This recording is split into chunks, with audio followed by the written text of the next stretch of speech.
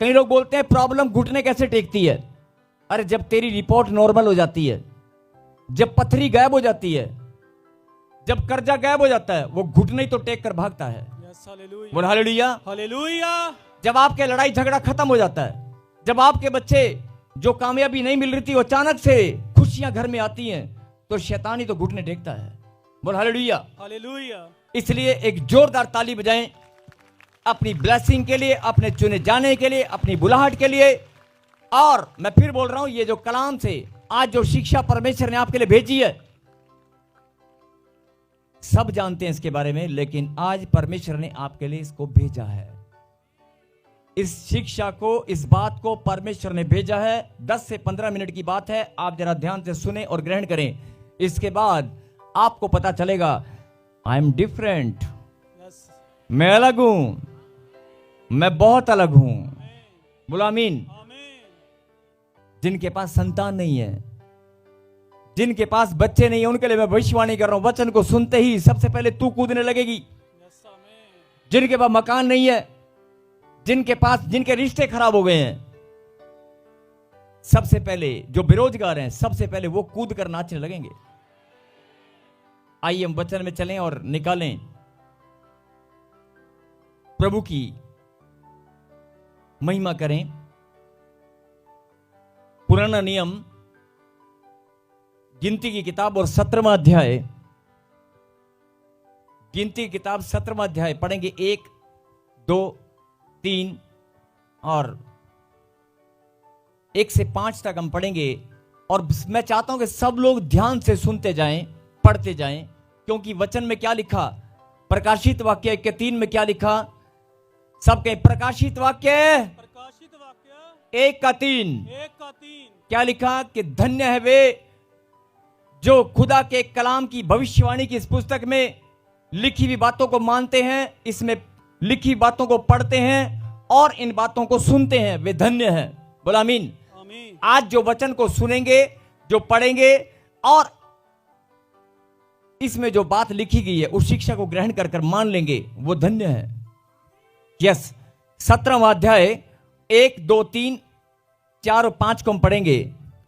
तब यहोवा ने मूसा से कहा, इजराइलियों से बातें करके उनके पूर्वजों के घरानों के अनुसार उनके सब प्रधानों के पास से एक एक छड़ी ले, और उन 12 छड़ियों में से एक एक पर एक एक के मूल के पुरुष का नाम लिख, और लेवियों की छड़ी पर हारून का नाम लिख, क्योंकि इजराइलियों के पूर्वजों के घरानों में के एक एक मुख्य पुरुष की एक एक छड़ी होगी। और इन छड़ियों को मिलाप वाले तंबू में साक्षी पत्र के आगे, यहां मैं तुम लोगों से मिला करता हूं, रख दे। और जिस पुरुष को मैं चुनूंगा उस छड़ी में कलियां फूट निकलेंगी, और इजराइली जो तुम पर बुड़बुड़ाते रहते हैं वह बुड़बुड़ाना मैं अपने ऊपर से दूर करूंगा। हालेलुया, बोलो हालेलुया। फिर से स्क्रीन पर लगा दे, स्टेप बाय स्टेप एक एक करके पढ़ेंगे। तब यहोवा ने मूसा से कहा, इजराइलियों से बातें करके उनके पूर्वजों के घरानों के अनुसार उनके सब प्रधानों के पास से एक एक छड़ी ले, और उन 12 छड़ियों में से एक एक पर एक एक के मूल पुरुष का नाम लिख। अब ये जब आप पढ़ेंगे तो ये घटना क्या है, जरा सुने।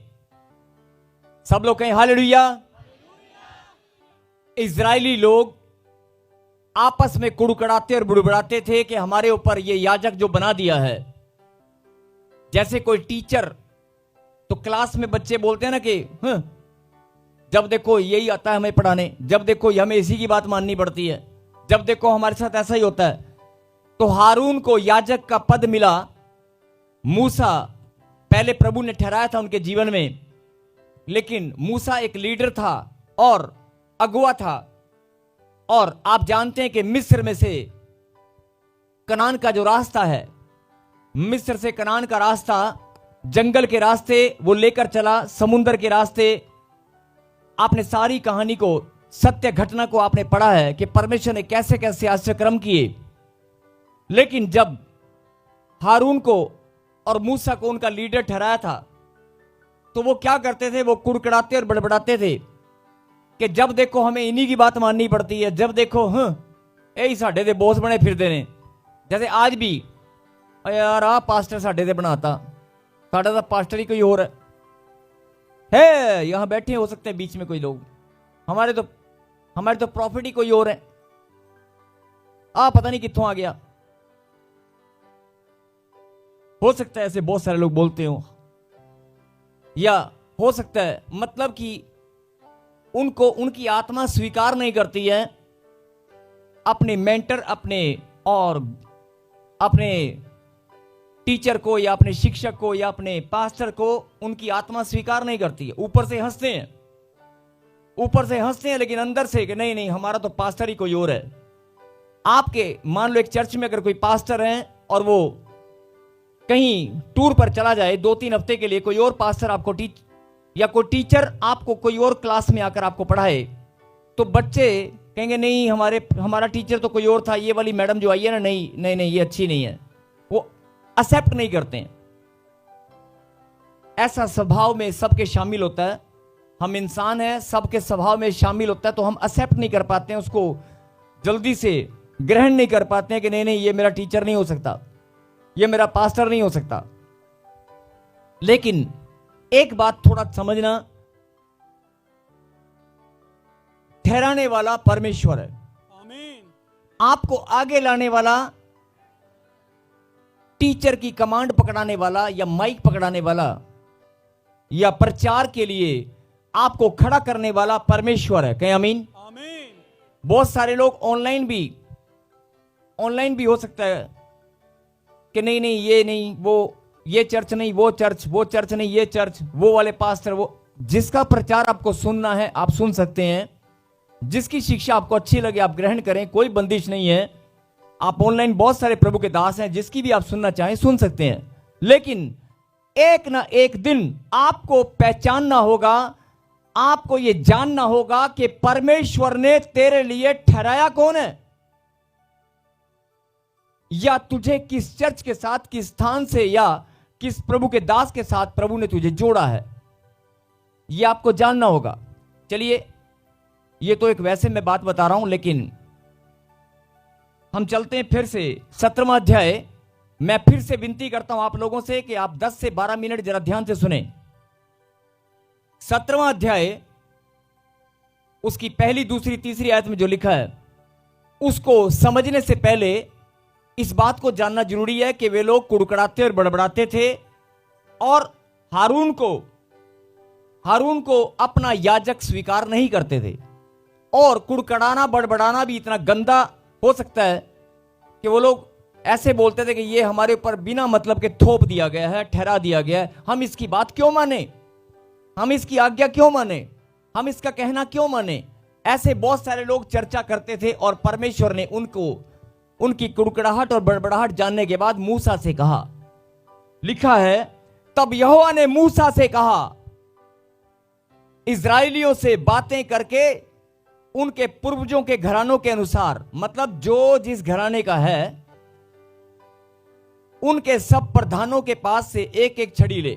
मतलब 12 गोत्र एक दूसरे को हाथ लगाएं और कहीं जागते रहो, क्योंकि अब जो बात सुनने वाले हो वो सुनना बहुत जरूरी है, इसलिए जाग जाएं। उनके सब प्रधानों के पास से एक एक छड़ी ले और उन 12 छड़ियों में से एक एक के ऊपर एक एक मूल पुरुष का नाम लिख। यानी कि जैसे इस्राएलियों के जो गोत्र थे, गोत्र उनके घरानों के अनुसार उनमें से एक एक लीडर को चुन, मूल पुरुष उनके एक लीडर को चुन और उनसे एक छड़ी ले और वो छड़ी लेकर उनके ऊपर उनका नाम लिख। अब बात समझ रहे, आपको समझ में आया? जितने भी इजरायली थे, परमेश्वर मूसा से कहा कि जितने भी ये इनके पूर्वजों के घरानों के अनुसार, इनके जितने भी घराने हैं, जैसे कुनबे होते हैं ना, कुनबे, कि ये दादा, ये परदादा, ये वो, उसके परदादा के वंश के अनुसार फिल्टर करके इनकी वंशावली के अनुसार इनको फिल्टर कर ले और फिल्टर करने के बाद इनमें से एक प्रधान को चुन और जो उनका जो लीडर होगा उसका नाम कहते ये तेरा घराना है, तेरा वंश, तेरी वंशावली के अनुसार या तेरे घराने के अनुसार, तेरे गोत्र के अनुसार ये मैंने तेरा नाम इसके ऊपर लिख दिया। बोल हालेलुया। तो लेकिन बड़े ध्यान से सुनना, बड़े ध्यान से सुनना, उन 12 छड़ियों में से एक एक करके एक एक के मूल पुरुष का नाम लिख। लेकिन 12 में से सबका नाम लिखने को बोल दिया, लेकिन परमेश्वर ने 3 को पढ़ा, फिर से 3 को। और लेवियों की छड़ी पर हारून का नाम लिख। लेवी जो गोत्र थे, लेवी जो थे, लेवियों में से परमेश्वर ने एक को पहले से चुना। लेवियों के घराने में से परमेश्वर ने एक को पहले से चुना, उसका नाम हारून था। और कहा, पहले बोल दिया कि लेवियों की छड़ी पर हारून का नाम लिख, बाकी का नाम नहीं बताया। बोल हालेलुया। हालेलुया। बाकी का नाम नहीं बताया, हारून का नाम परमेश्वर ने पहले से बता दिया कि लेवियों की छड़ी, लेवियों के घराने से जो छड़ी तुम लेकर आओगे उस पर नाम हारून का लिखना। बोलो हालेलुया। हालेलुया। आगे, क्योंकि इजराइलियों के पूर्वजों के घराने के एक एक मुख्य पुरुष की एक एक छड़ी होगी। आगे, और उन छड़ियों को मिलाप वाले तंबू में साक्षी पत्र के आगे, यहां मैं तुम लोगों से मिला करता हूं, रख दे। बोल हालेलुया। हालेलुया। इस लाइन को जरा ध्यान से सुनना, मैं फिर बोल रहा हूं, जिनको नींद आ रही है वो जाग जाएं। जो लोग बोलते हैं कि हमें संडे, ध्यान से सुनना, जो लोग बोलते हैं कि मुझे 4 संडे हो गए, मुझे 15 महीने हो गए, मुझे 1.5 साल हो गया, मुझे 5 साल हो गया, मुझे आज तक आशीष नहीं मिली, जो लोग बोलते हैं मैं लंबे समय से आ रहा हूं लेकिन मेरी आशीष मुझे नहीं मिली, जरा ध्यान से सुनना, यहां पर कुछ गहरी बात है। लिखा,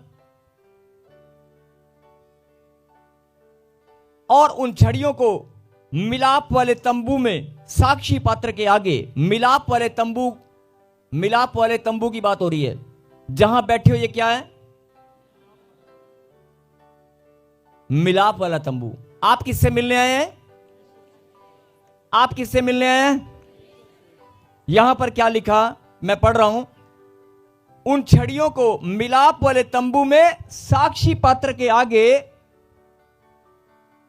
जहां मैं तुम लोगों से मिला करता हूं, जहां मैं तुम लोगों से, परमेश्वर बोल रहा है, जहां मैं तुम लोगों से मिला करता हूं। मिलाप वाले तंबू में परमेश्वर मेल मिलाप करते हैं अपने बच्चों से। यस आमीन। मैं नहीं बोल रहा हूं, खुदा के कलाम में लिखा है। मिलाप वाले तंबू में परमेश्वर मेल मिलाप करते हैं अपने बच्चों से। जो ये बात जानते हैं, अभी तक आप चर्च में आते हैं और बोलते हैं प्रभु मुझे आशीष, मुझे ये नहीं मिला, मुझे वो नहीं मिला, ये करना छोड़ दें। सबसे पहले इस बात पर ध्यान दें कि आप जिससे मेल मिलाप करने आए हैं, क्या आपने मेल मिलाप किया? अभी 2 मिनट पहले, जरा ध्यान से सुना, आपने देखा होगा कि मैंने आपकी आंखें बंद करके और आपको कहा कि अपने दिल की बात, अपनी गहरी बात परमेश्वर के सामने रखें। अपने मन से जो भी आप यहां पर लेकर आए हैं, मन का बोझ है या बात है, उस बात को परमेश्वर के सामने रखें। क्यों कहा? क्योंकि जब आप इकट्ठा होकर इस मिलाप वाले तंबू में अपने दिल की बात परमेश्वर के सामने रखेंगे, तो वह आपसे मेल मिलाप तभी होगा जब वो आपकी बात को सुनेगा और उत्तर देगा। ये मेल मिलाप तभी होता है जब आप बात करेंगे, उसको महसूस करेंगे। आपको पता होना चाहिए कि परमेश्वर से मेल मिलाप मैं कहां करने आया हूं, मैं बैठा कहां हूं। आपको मालूम होना चाहिए कि मैं परमेश्वर से मेल मिलाप करने आया हूं। और मिलाप वाले तंबू में लिखा कलाम के अंदर, फिर से सुने, मिलाप वाले तंबू में लिखा कलाम के अंदर, जहां मैं तुम लोगों से मिला करता हूं। बोल हालेलुया। हालेलुया। हो सकता है बहुत सारे लोगों को यह बात नहीं पता थी, लेकिन आज पता चल गई कि मिलाप वाले तंबू में मैं जहां तुम लोगों से मिला करता हूं। बोलो आमीन। अगर इस बात को पता चल गया है तो धन्यवाद के लिए ताली जरूर बजाना कि मैं धन्य हूं, मैं प्रभु से मेल मिलाप करने। आगे सुने, जहां मेल मिलाप करता हूं वहां रख दे। और 5 में क्या लिखा?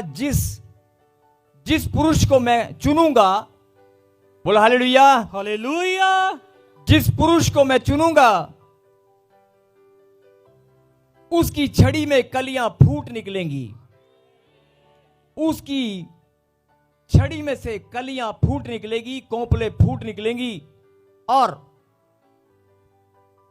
इजरायली जो तुम पर बुड़बुड़ाते रहते हैं, वह बुड़बुड़ाना मैं अपने ऊपर से दूर करूंगा।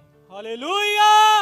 अपने ऊपर से मतलब, क्योंकि वो लोग परमेश्वर पे तो बुड़बुड़ाते हैं, कि मैं इनका बुड़बुड़ाना सदा के लिए दूर करूंगा। बोल हालेलुया। हालेलुया। और फिर पढ़ेंगे जल्दी से 7 को क्या हुआ। और मूसा ने क्या किया, सबकी छड़ियों को लिया। हां जी, अभी तक बात समझ में आ गई कि जो लोग बार बार ये बोलते थे कि ये पास्टर, ये याजक, ये टीचर, ये शिक्षक हमारे ऊपर ठहरा दिया है, हम इसकी बात क्यों सुने। तो परमेश्वर ने मूसा से कहा कि सुन, सबके घरानों के अनुसार इनमें से एक लीडर चुन, सबके घरानों के अनुसार, सबके कुनबों के अनुसार एक एक छड़ी ले, उन पर सबका नाम लिख, और लेवियों के घराने में से एक का नाम लिख देना हारून। और उन छड़ियों को मिलाप वाले तंबू, जहां पर मैं तुम्हें मिला करता हूं, साक्षी पात्र के सामने रख देना। और उसके बाद क्या हुआ, मूसा ने सबकी छड़ियों को लिया। मतलब कि एक परिवार में अगर 2000 लोग हैं, 5000 लोग हैं, तो उसमें से एक छड़ी ली गई और लिया और रख दिया।